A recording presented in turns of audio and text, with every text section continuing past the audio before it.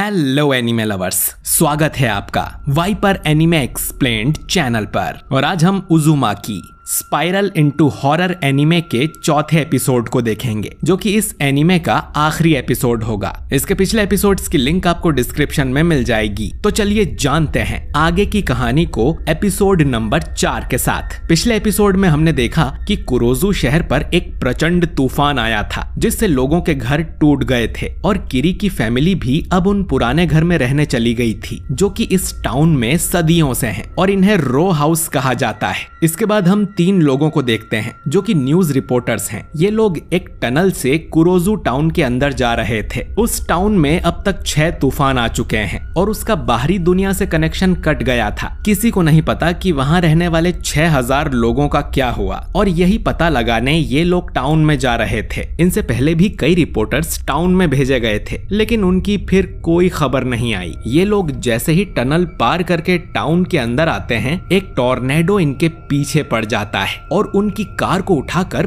पटक देता है। इस एक्सीडेंट में ची नाम की लड़की तो बच जाती है, लेकिन उसके बाकी दोनों साथी मर गए थे। ची अब मदद बुलाने टाउन की तरफ जाने लगती है, लेकिन यहाँ सांस लेने में उसे काफी दिक्कत हो रही थी। ची को सड़क पर ढेर सारी कारें पलटी दिखती हैं, यानी कि इनसे पहले आए न्यूज रिपोर्टर्स का भी यही हाल हुआ है। ची अब शहर को देखती है तो वो पूरा तहस नहस हो गया था। उसे आसमान में एक न्यूज हेलीकॉप्टर दिखाई देता है, लेकिन एक टॉर्नेडो में फंसकर वो हेलीकॉप्टर भी नीचे गिर के क्रैश हो जाता है। ची जब टाउन में आगे बढ़ती है तो उसे ढेर सारी लाशें दिखती हैं, जो कि मलबे में फंसकर मारे गए होंगे, और टाउन के बीचों बीच उसे ड्रैगन फ्लाई तालाब नजर आता है, जिसका पानी अब व्हर्लपूल की तरह घूम रहा था। अब अचानक ही टाउन का सायरन बजने लगता है और ची अपनी तरफ 4 टॉर्नेडोस को आते देखती है। तभी ची को अपने पीछे किरी और मित्सुओ नजर आते हैं, जो कि उसे छुपने को बोलते हैं। इन चारों टॉर्नेडोस के अंदर 4 लोग थे, जो कि इसमें बटरफ्लाई की तरह उड़ रहे थे। वो लोग इन टॉर्नेडोस की मदद से स्कूल की बिल्डिंग पर हमला करते हैं और उसे भी गिरा देते हैं। मित्सुओ ये देख बोलता है कि ये तो मजेदार लगता है, उसे भी बटरफ्लाई गैंग को ज्वाइन कर लेना चाहिए, लेकिन किरी उसे मना करती है क्योंकि कई लोग उस गैंग को कॉपी करने के चक्कर में मर चुके हैं। इसके बाद ची इन दोनों को बताती है कि वो तोयो टीवी की रिपोर्टर है। ये सुनकर मित्सुओ चिल्ला उठता है क्योंकि उसने इस रिपोर्टर को टीवी पे देखा था। किरी मित्सुओ से कहती है कि चिल्लाओ मत और धीरे धीरे चलो। किरी अब ची को बताती है कि इस टाउन में 6 तूफान आए थे और वो सभी उस ड्रैगन फ्लाई तालाब में जाकर समा गए, जिससे अब इस टाउन की एनर्जी काफी अजीब हो गई है। अब अगर कोई यहाँ जोर से चिल्ला भी दे तो उसकी आवाज से एक टॉर्नेडो बन जाता है। ये लोग कोई तेज हरकत भी नहीं कर सकते और इसीलिए अब इन्हें कछुए की तरह धीरे धीरे चलना पड़ता है। किरी ची को तेज सांस लेने से भी मना करती है। ये सुन ची बोलती है कि ये तो बटरफ्लाई इफेक्ट जैसा लगता है। ऐसा कहा जाता है कि एक बटरफ्लाई के पंख की हवा भी दुनिया के किसी कोने में एक तूफान का रूप ले सकती है। किरी अब ची को उसी रो हाउस में लेकर आती है जहां ये लोग अब तक छुपे हुए थे, लेकिन अब इस घर में टाउन के बाकी लोग भी आ गए थे क्योंकि सभी के घर तूफान में तबाह हो गए हैं। इस पूरे टाउन में सिर्फ यही घर है जिसमें ये लोग सुरक्षित हैं। ये लोग ची को देख बोलते हैं कि अब और जगह नहीं है, यहाँ से चले जाओ। किरी कहती है कि सबसे पहले तो हम इस घर में रहने आए थे, लेकिन कोई उसकी बात नहीं सुनता। वहीं शुइची बोलता है कि स्पाइरल्स ने पूरे टाउन को पागल कर दिया है। अब ये सुन एक आदमी को गुस्सा आ जाता है क्योंकि वो कब से यही बड़बड़ कर रहा था, इसीलिए वो शुइची को उठाकर घर से बाहर फेंक देता है। वो लोग किरी के मॉम डैड को भी घर से निकालकर दरवाजा बंद कर देते हैं। ये लोग अब सोचने लगते हैं कि वो कहाँ रहेंगे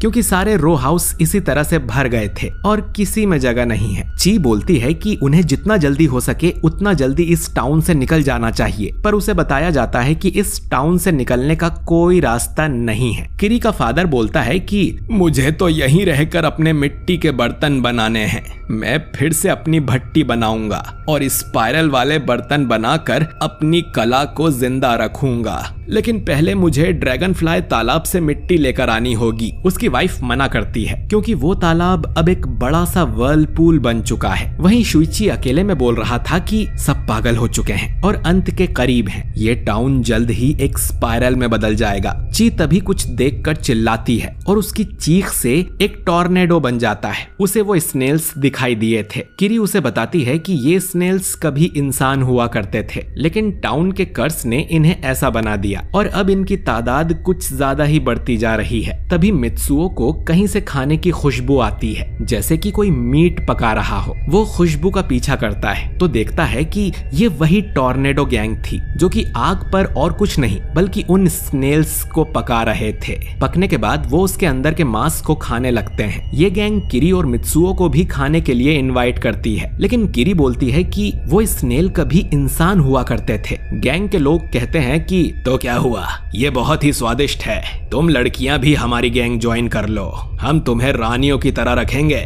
किरी कहती है कि उसे उनकी बटरफ्लाई गैंग ज्वाइन करने में कोई इंटरेस्ट नहीं है, जिस पर गैंग का लीडर कहता है कि अब हम बटरफ्लाई नहीं बल्कि ड्रैगन फ्लाई गैंग हैं, क्योंकि अब हम मांसाहारी बन गए हैं। किरी का डैड इन लोगों को लड़कियों से दूर रहने को कहता है, तो ये लोग फूंक मार के एक टॉर्नेडो बना देते हैं जिसमें किरी का फादर उड़ के कहीं दूर चला जाता है। किरी अब एक आदमी को धक्का देती है जिससे वो भी टॉर्नेडो में फंस जाता है, लेकिन इन लोगों ने टॉर्नेडो में उड़ना सीख लिया था। ये सब अब अपने अपने टॉर्नेडो बनाकर किरी और ची को उसमें उड़ा देते हैं। वो दोनों एक दूसरे का हाथ पकड़ लेती हैं, लेकिन उनका टॉर्नेडो ड्रैगन फ्लाई तालाब की तरफ खींचा चला जा रहा था। तभी शुइची एक खंबे को पकड़कर किरी का हाथ पकड़ लेता है, जिससे वो दोनों टॉर्नेडो के बाहर आ जाती हैं, लेकिन बाकी गैंग समय रहते भाग नहीं पाती और सभी लोग अपने टॉर्नेडो के साथ उस तालाब के अंदर खींचे चले जाते हैं। इसके बाद इन्हें वॉलेंटियर्स का एक ग्रुप मिलता है जो कि 5 दिन पहले यहाँ आए थे, लेकिन अब इसी टाउन में फंस गए हैं। इन्होंने यहाँ से बाहर निकलने की भी बहुत कोशिश की, लेकिन कोई फायदा नहीं हुआ। ये जिस भी रास्ते से बाहर जाने की कोशिश करते ये वापस टाउन में ही आ जाते। टाउन के एक तरफ समुद्र है और दूसरी तरफ पहाड़। एक आदमी ने टनल से वापस जाने की कोशिश की, लेकिन टनल खत्म ही नहीं हो रही थी और फिर वो मुड़ना शुरू हो गई और इन्हें अंधेरे की तरफ खींचने लगी। तो ये लोग वापस मुड़कर टाउन में ही आ गए। इन्होंने समुद्र के रास्ते भी निकलने की कोशिश की, लेकिन सारी बोट्स तूफान में बर्बाद हो गई थी, तो ये खुद ही एक नाव बनाने लगे। तभी इन्हें एक और ग्रुप दिखाई दिया जो कि नाव बनाकर यहाँ से जा रहे थे, लेकिन अचानक ही समुद्र में एक व्हर्लपूल बन गया जिसने उन सभी लोगों को निगल लिया। लगता है यहाँ से निकलने का कोई रास्ता नहीं है, लेकिन कम से कम ये लोग बाकियों की तरह अभी तक पागल तो नहीं हुए। ये लोग किरी से पूछते हैं कि वो कहाँ रहती है, जिस पर किरी बताती है कि सारे रो हाउस भर चुके हैं और उसकी मदर एक टॉर्नेडो से घायल हो गई है, तो वो चल नहीं सकती। वो लोग अपने पुराने घर के मलबे के नीचे ही रुके हुए हैं। किरी की मदर पूछती है कि उसके फादर मिले क्या। किरी बताती है कि उसने बहुत ढूंढा, लेकिन उसके फादर नहीं मिले। अब उसकी मदर ये सोचकर रोने लगती है कि वो मर गए होंगे। अब तानिजाकी नाम का एक वॉलेंटियर कहता है कि ये जगह सेफ नहीं है, शायद किसी रो हाउस में इनके लिए जगह बची होगी। तो ये उस तरफ जाने लगते हैं। इन्हें एक बात समझ नहीं आती कि कंक्रीट की बिल्डिंग्स भी तूफान में तबाह हो गई, तो फिर ये रो हाउस अब तक ठीक कैसे है। किरी बताती है कि वो घर बहुत समय पहले बनाए गए थे, शायद इसीलिए। उसने कभी गिने नहीं, पर ऐसे करीब 7-8 घर हैं जो कि पूरे टाउन में बने हुए हैं। तानिजाकी कहता है कि उनमें से किसी में तो जगह होगी ही, लेकिन अगर वो इतना धीरे धीरे चलते रहे तो वहां पहुंचने से पहले ही अंधेरा हो जाएगा। इसके बाद ये किरी को अपना नाम बताते हैं और दूसरे वॉलेंटियर का नाम ताकेमोतो था, जो कि यहाँ अपने रिश्तेदारों को ढूंढने आया था, पर खुद ही फंस गया। ये लोग अब बहुत थक गए थे। एक आदमी बोलता है कि उसकी पीठ में खुजली हो गई है। जब वो उसकी शर्ट हटाकर देखते हैं तो वो एक स्नेल में बदल रहा था। शुइची कहता है कि ये ट्रांसफॉर्म होना शुरू हो गया है और जल्द ही ये एक स्नेल बन जाएगा। शायद वो लोग इतना धीरे धीरे चल रहे हैं, इसीलिए ये उजुमाकी का कर्स उन्हें जल्दी लग रहा है और इसीलिए अब ज्यादा लोग स्नेल में बदल रहे थे। शायद अगला नंबर इनका होगा। ये सुन सभी लोग डर जाते हैं और अपनी पीठ चेक करने लगते हैं। एक और आदमी था जिस पे यह कर्स लग गया था। तानिजाकी कहता है कि उन्हें जल्दी किसी रो हाउस के अंदर जाना होगा। अब वही शहर की सबसे सुरक्षित जगह है। ये लोग अब एक रो हाउस के पास जाते हैं तो उसके बाहर पहले से ही कई लोग खड़े थे जो कि अंदर जाना चाहते थे, क्योंकि अगर वो बाहर रहे तो स्नेल बन जाएंगे। लेकिन अंदर के लोग उन्हें साफ मना कर देते हैं, क्योंकि अंदर अब बिल्कुल भी जगह नहीं बची थी। उन्हें फर्क नहीं पड़ता कि वो स्नेल बने या कुछ और। ये लोग अब जबरदस्ती अंदर घुसने की कोशिश करते हैं। तो 3 लोग अपना सर बाहर निकालकर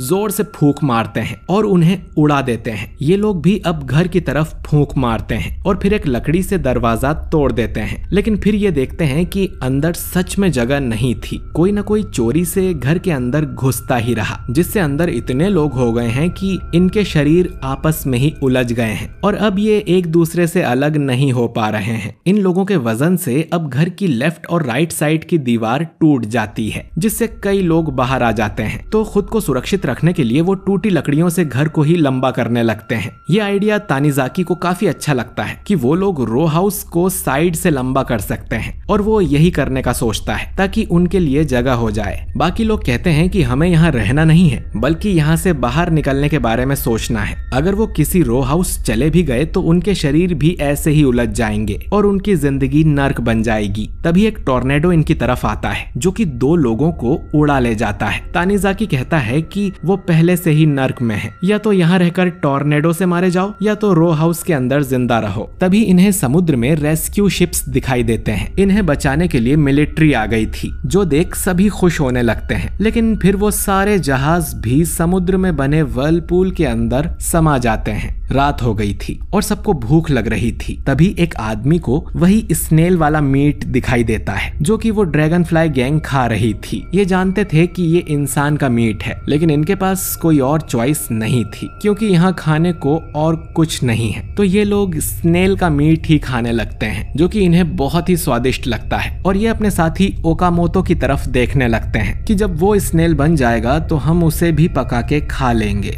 ये लोग किरी को भी मीट खाने को बोलते हैं। किरी को पहले तो झिझक हो रही थी, लेकिन फिर वो देखती है कि शुइची भी मीट खा रहा था तो वो भी इसके लिए मान जाती है। किरी कुछ मीट को थैले में डालकर अपनी मदर के लिए भी लेके जाती है, लेकिन वो देखती है कि मित्सुओ अकेला ही मलबे में फंसा था। वो बताता है कि एक टॉर्नेडो उसकी मदर को उड़ा ले गया और जब वो मित्सुओ की पीठ देखते हैं तो उसे भी स्नेल वाला कर्स लग चुका था। किरी कहती है कि अगर वो मित्सुओ के स्नेल बनने से पहले टाउन से बाहर निकल गए तो वो जरूर वापस नॉर्मल हो जाएगा। फिर वो वापस आकर अपने मॉम और डैड को भी ढूंढ लेगी। टनल और समुद्र से तो ये जा नहीं सकते, तो ये लोग पहाड़ों के रास्ते यहाँ से निकलने का सोचते हैं। वो एक रास्ता पकड़कर उसी दिशा में चलने लगते हैं, पर शुइची बार बार कह रहा था कि इससे कोई फायदा नहीं होगा। पहाड़ के ऊपर से ये लोग देखते हैं कि सभी रो हाउस ड्रैगन फ्लाई तालाब के आसपास ही बने हैं। इन्हें तानीजाकी भी नजर आता है जो कि एक रो हाउस को लंबा करने में लगा हुआ था। वो इन्हें देख चिल्लाकर कहता है कि मैं इस रो हाउस को बड़ा कर लूंगा, तब तुम भी यहाँ आ जाना। और उसके चिल्लाने से इनकी तरफ एक टॉर्नेडो बन जाता है। तभी टाउन का सायरन बजने लगता है। टाउन में कोई बिजली नहीं है, फिर भी सायरन डेली टाइम पर बज जाता है। अब ये चलते हुए जंगल के काफी अंदर पहुंच जाते हैं। तभी इन्हें अपने सामने एक ग्रुप आता दिखाई देता है। इन्हें लगता है कि ये नए लोग हैं जो टाउन में आ रहे हैं, लेकिन ये ताकेमोतो और उसका ग्रुप था।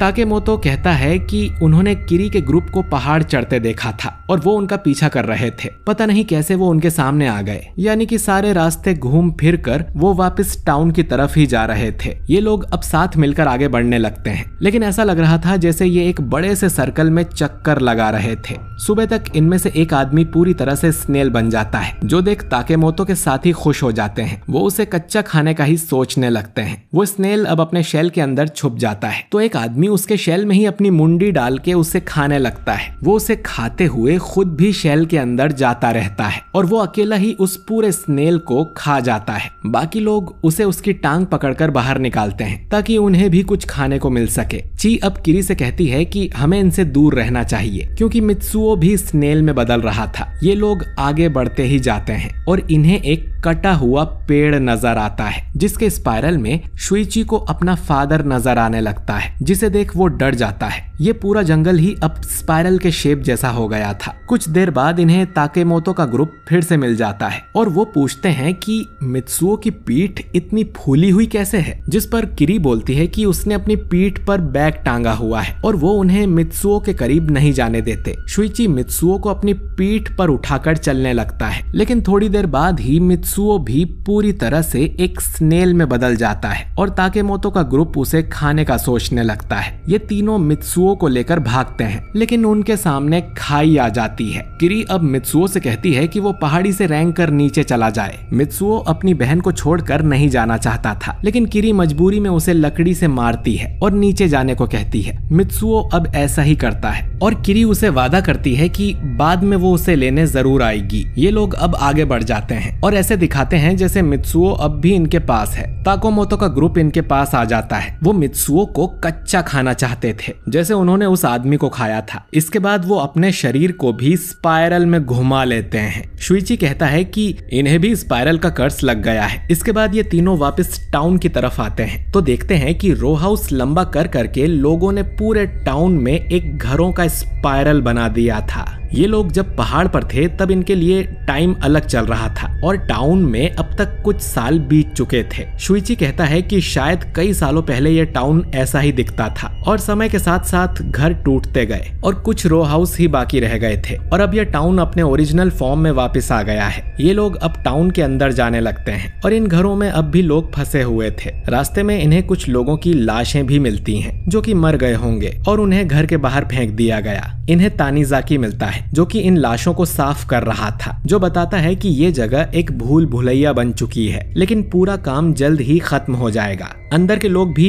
घरों को लंबा करने में लगे हुए हैं। किरी तानीजाकी से पूछती है कि क्या उसने उसके मॉम डैड को देखा है, जिस पर तानीजाकी बोलता है कि उसने सुना तो था एक कपल ड्रैगन फ्लाई तालाब के पास मिट्टी के बर्तन बना रहा है, वो लोग जिंदा हैं। ये सुन किरी बहुत खुश होती है। ये लोग अब तालाब की तरफ जाने लगते हैं। तानीजाकी मन में कहता है कि इस भूल भुलैया में मैं खुद आज तक उस तालाब के पास नहीं जा पाया, तो तुम क्या जाओगे। इन्हें एक जगह रास्ता बंद मिलता है तो ये टूटे घर में से जाने लगते हैं जहां लोग अब भी मरम्मत करने में लगे हुए थे। अब रात हो जाती है और किरी पूछती है कि अगर ये टाउन का ओरिजिनल फॉर्म है तो उस समय के लोगों ने इसे स्पाइरल शेप में क्यों बनाया होगा, जिस पर शुइची कहता है कि शायद ये चीज बार बार होती है। हर 100 सालों में ये कर्स टाउन पर कहर ढाता होगा और यहाँ के लोग बचने के लिए स्पाइरल शेप में घर बनाते होंगे। किरी पूछती है कि इस बात का किसी किताब में कोई जिक्र क्यों नहीं है, जिस पर शुइची कहता है कि शायद इस कर्स से कोई जिंदा ही नहीं बचता होगा जो आने वाली पीढ़ी को इसके बारे में कुछ बता सके। अब शुइची को आसमान में स्पाइरल नजर आता है। किसी ने डेड बॉडीज को जलाया होगा। अब इसका धुआं हमेशा की तरह तालाब में जाने लगता है और इसी तरह ये लोग धुएं का पीछा करते हुए तालाब की ओर जाने लगते हैं। ये लोग फिर से एक टूटे हुए घर से गुजरते हैं लेकिन ची के निकलने से पहले ही लोग उस घर को सील कर देते हैं और ची अंदर ही रह जाती है और सभी लोग चिल्लाते हैं स्पाइरल पूरा हुआ, मतलब उन्होंने सारे घरों को आपस में जोड़ दिया था। इसके बाद किरी और शुइची को घरों के अंदर कुछ लुढ़कने की आवाज आती है, जैसे सारे लोग लुढ़कते हुए स्पाइरल के बीचों बीच चले गए हों। शुइची जब गेट खोलकर देखता है तो घरों के अंदर कोई भी नहीं था। ये दोनों भी अब घरों के अंदर चलने लगते हैं और उस तालाब तक पहुंच जाते हैं जो कि अब सूख चुका था और वहां पे एक कुएं में जाने का रास्ता बना हुआ था। सभी लोग इस कुएं के अंदर चले गए हैं। किरी अपने मॉम डैड को ढूंढने उसमें जाने लगती है लेकिन शुइची उसका हाथ पकड़कर उससे कहता है कि वो साथ में जाएंगे। दोनों अब सीढ़ियों के नीचे उतरने लगते हैं। रास्ते में उन्हें एक आदमी की लाश मिलती है जो असल में जिंदा था। वो किरी का पैर पकड़ लेता है और कहता है कि मुझे भी नीचे ले चलो, नीचे जरूर कुछ कमाल का है। शुइची उसे दूर करने की कोशिश करता है तो वो आदमी शुइची से लिपटकर उसे भी अपने साथ नीचे गिरा लेता है। अब किरी भी जल्दी जल्दी नीचे उतरने लगती है। आखिर में उसे एक स्पाइरल शेप की बिल्डिंग नजर आती है जिस पर से वो फिसल कर नीचे गिर जाती है लेकिन उसे चोट नहीं आती। ये एक खंडर नुमा जगह थी जिसमें सब कुछ स्पाइरल शेप का था और इसका फ्लोर लोगों की लाशों से बना था जो कि उसी टाउन के लोग थे। वो सब अब स्पाइरल बन चुके थे। किरी अब शुइची को ढूंढने लगती है और देखती है कि ये लाशें अब खंडर में मिलने के लिए पत्थर की बनती जा रही थी। यहीं उसे अपने मॉम डैड भी मिलते हैं जो कि पूरी तरह से पत्थर बन गए थे। किरी उन्हें देखकर रोने लगती है और फिर उसे शुइची भी मिल जाता है। वो किरी से कहता है कि इस खंडर को देखो, यही उस कर्स के पीछे का सच है। ऐसा लगता है कि ये खंडर जिंदा है और इसकी अपनी एक सोच है। हर 100 सालों में इसे भूख लगती होगी और ये अपने ऊपर रहने वाले लोगों को नीचे खींच लेता है। किरी पूछती है कि अगर ये सच है तो अब हमारे साथ क्या होगा। शुइची कहता है कि वो उजुमाकी कर्स से अब और नहीं लड़ सकता लेकिन किरी चाहे तो यहाँ से भागने का ट्राई कर सकती है। शुइची का दिल कहता है कि अब इस कर्स का साइकिल खत्म होने वाला है। किरी बोलती है कि उसमें भी इस कर्स से लड़ने की ताकत नहीं बची है और वो यहीं शुइची के साथ रहना चाहती है। वो दोनों अब एक दूसरे से लिपटकर गले लग जाते हैं और यहीं पे उनकी मौत हो जाती है। वो स्पाइरल शेप की बिल्डिंग अब ऊपर जाती है और उस कुएं के मुंह को सील कर देती है जिससे वहां वापस से एक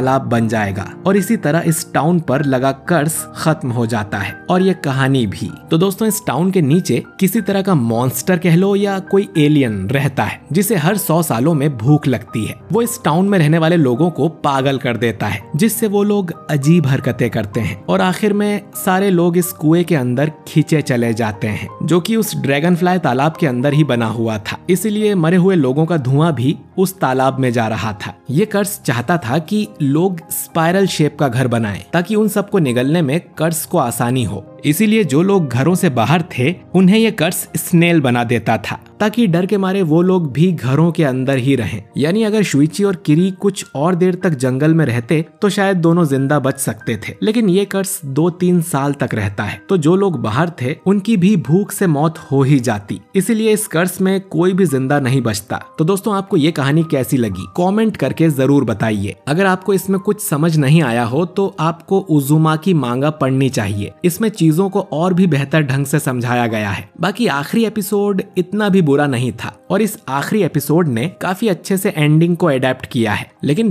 पहले एपिसोड में जो एनिमेशन की क्वालिटी थी वैसी हमें बाकी एपिसोड में देखने को नहीं मिली। तो अगर आपको ये वीडियो पसंद आया है तो इसे लाइक और शेयर कीजिए और अगर आप हमारे चैनल पर नए हैं तो हमारे चैनल वाइपर एनीमे एक्सप्लेन्ड को सब्सक्राइब करके बेल आइकन जरूर दबाइए। बाकी मैं मिलता हूँ आपसे बहुत ही जल्द अगले वीडियो के साथ। शुक्रिया।